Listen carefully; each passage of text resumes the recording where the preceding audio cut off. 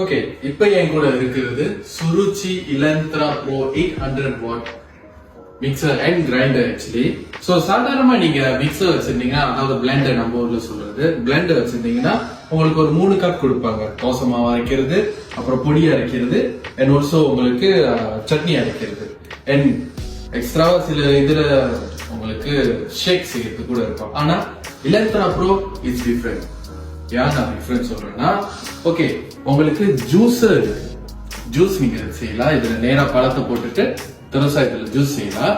Okay, அது மட்டும் இல்லாம இங்க என்னடா வித்தியாசமா இருக்கு நீங்க பாக்கலாம்.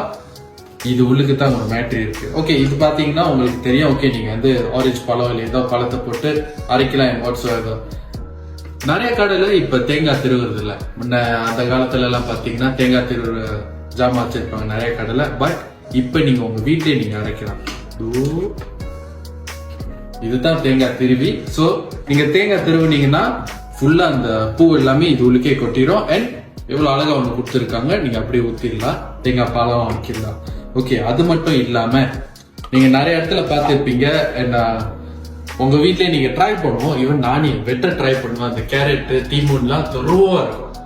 இதுல நம்மளுக்கு வேலை மிச்சமா போயிடுச்சுங்க.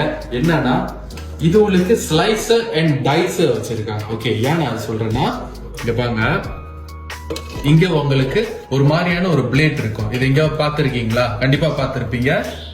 இதுதான் ஸ்லைசர். ஓகே, சோ இது உள்ளுக்கு நீங்க உங்களோட என்ன இப்ப கேரட் வைக்கிறீங்கன்னா, நீங்க கேரட் எல்லாம் வச்சுட்டு நீங்க ஆன் பண்ணா போதும், அதை அழகா ஸ்லைஸ் பண்ணி கொடுத்துரும்.